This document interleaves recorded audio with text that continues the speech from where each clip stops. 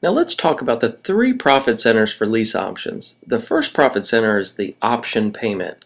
This is the legal term for down payment. And since we are just leasing the property with an option to buy, it's called an option payment.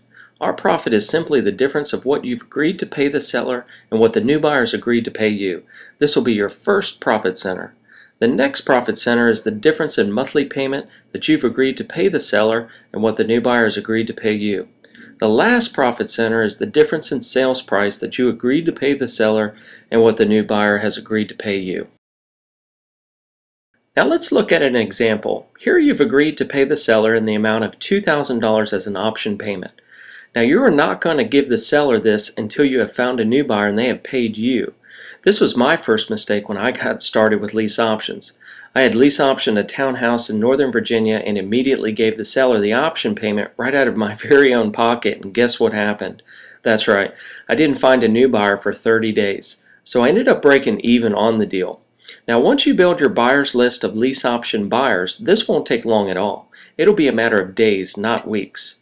But this example shows that you found a new buyer willing to put down $10,000 as option money. Here you just profited $8,000 upfront on this deal. Now the option payment will be credited to the purchase price if you and your new buyer exercise your right to buy the property. The next profit center is the monthly payment. In this example, you have agreed to pay the seller in the amount of $1,500 and the new buyer has agreed to pay you $1,800. So every month the new buyer will make a payment to you and then you will make a payment to the seller. Here you will profit $300 on a house you don't even own. Remember folks, you are just leasing it with the option to buy. And no matter if your buyer fails to pay you on time, you will still need to pay the seller per your agreement. So a tip for this is to have a new buyer pay you on or before the 1st of each month, and you will pay the seller on or before the 5th of each month. Now the last profit center is the difference in sales price. Here you've agreed to pay the seller in the amount of $175 and the new buyer agreed to pay you in the amount of $200. Now I know what you're thinking, how can you raise the sales price by $25,000? Well, my first response is, maybe you didn't. Maybe you found a motivated seller and the property is worth $200. You just found a great deal. But let's assume that it's only worth $175. How can you raise the sales price? Well, remember that the $175 is today's price.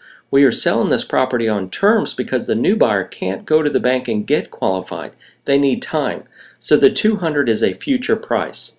Let's say that the new buyer gets qualified after 1 year to buy us all out. Here the new buyer is buying the home for $200,000 minus their option payment of $10,000. They now owe you $190. You agreed to pay the seller $175 minus the $2,000. You now owe them $173. So $190 minus $173 is a profit of $17,000 on a house you don't even own. Now this is a win-win strategy. Let's look at this. You put a buyer in a house that couldn't either qualify for a loan because their credit was a little bruised or they haven't saved enough for a down payment and they need some more time. The seller is happy because you just put a buyer in their home and their monthly payments are covered.